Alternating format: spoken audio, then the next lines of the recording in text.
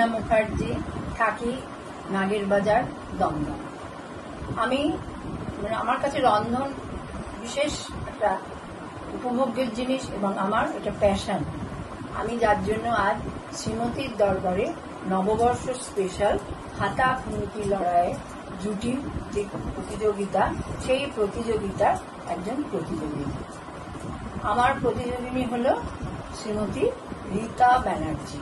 উনি বানাবেন ওপার বাংলার ইরানি ভোগ, আর আমি বানাবো শ্রীমতী কৃষ্ণা মুখার্জি এপার বাংলার বাঁকুড়া মেচা সন্দেশ। আমাদের এই দুটি উপকরণ দেখে বা রান্নাটি দেখে যদি আপনাদের ভালো লাগে তাহলে একটি লাইক, শেয়ার ও কমেন্ট করে আমাদের পাশে থাকবেন এবং তাহলে আমরা খুবই খুশি হব। নমস্কার।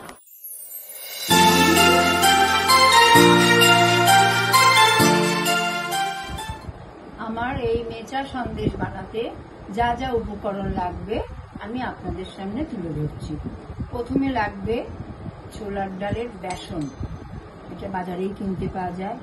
তারপরে যতটা বেসন ততটা চিনি, এটা হলো গাওয়া ঘি, এটা হলো একটু এলাচের গুঁড়ো, আর এটা হলো জল।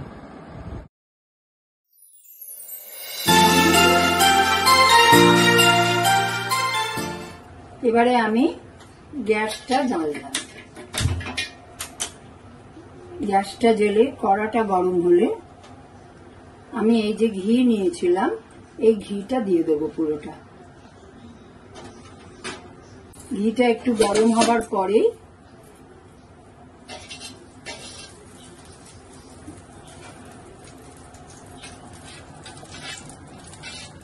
ঘিটাকে আমি গরম হতে দিচ্ছি।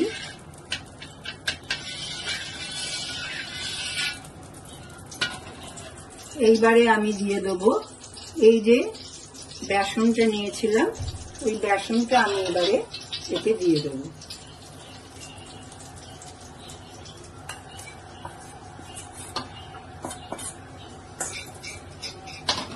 বেসনটা আমি এবারে মিনিট 10 ধরে ভাজা ভাজা করব। আমার বেসনটা লাল করে ভাজা হয়ে গেছে ঘি দিয়ে। আমি এটা একটা পাত্রে এবার ঢেলে নেব, পুরোটাই একটা পাত্রে ঢেলে নেব।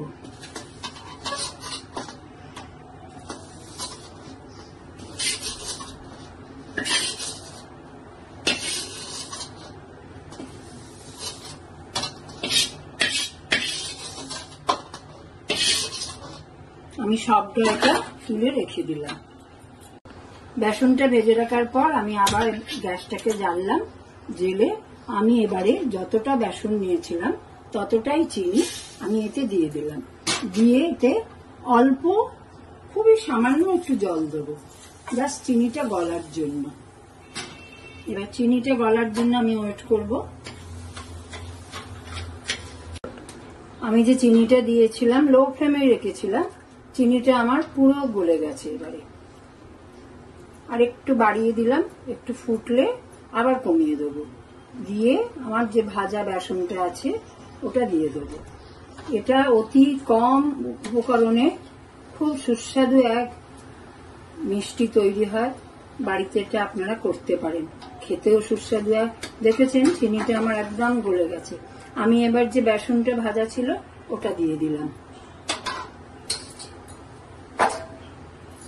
এবার আমি এর সঙ্গে খালি নাড়তে থাকবো, মিডিয়ামে রাখবো, রেখে নাড়বো।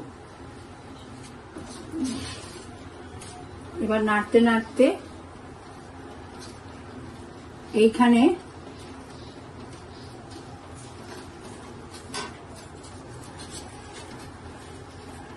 এইবারে আমি দেবো, এখানে ক্ষীরও দেওয়া যেতে পারে, মিল্ক পাউডারও দেওয়া যেতে পারে। আমি মিল্ক পাউডারটা দিয়ে দিলাম পুরোটা। এইবারে গ্যাসটাকে মিডিয়ামে রেখেছি, রেখে সমানে নাড়তে হবে। এবারে গ্যাসটাকে আবার লোতে করে দিলাম। এটা একটা ডো মতন বানানো অবধি আমার সমানে নেড়ে যেতে হবে।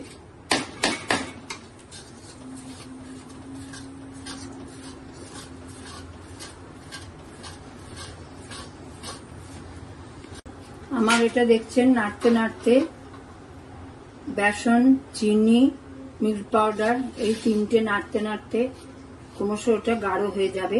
যখন ওটা ডো টাইপের হবে তখন আমি ওটাকে গ্যাস অফ করব। এবারে দেবো আমি ছোট এলাচের গুঁড়োটা। এটা দেয়া কেন, এটা দিলে একটু স্বাদও হবে, গন্ধও ছাড়বে ভালো, এই জন্য ছোট এলাচ করে রেখেছিলাম নাড়ু করার যে, ওটা ঠান্ডা হতে আমি এখন ওটার থেকে একটু একটু করে নিয়ে নাড়ু বানাবো। ঠিক এরম করে করে নাড়ুগুলো বানিয়ে রাখবো। এইটা হলো আমার ফাইনাল প্রেজেন্টেশন বাঁকুড়ার মেচা সন্দেশে। আপনাদের কেমন লাগলো আমাকে লাইক, শেয়ার, কমেন্ট করে শ্রীমতীর দরবারে ফেসবুক পেজে আমাদের দুজন জুটিরই, রীতা ব্যানার্জি এবং আমি কৃষ্ণা মুখার্জি, দুজনেরই লিঙ্ক পাবে। আপনারা শেয়ার করে আমাদের সাথে থাকবেন, আমাদের এগিয়ে নিয়ে চলবেন। এই হলো আমার বাঁকুড়ার মেচা সন্দেশ।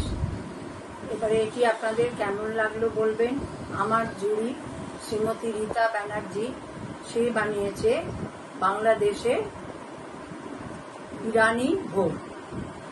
এই দুটোর লিঙ্ক দেখে আপনাদের ভালো লাগলে শেয়ার করবেন, কমেন্ট দেবেন। একই দিনে আমাদের শ্রীমতীর দরবারের ফেসবুকের পেজে এই দুটি রান্নার লিঙ্ক আপনারা পাবেন। নমস্কার।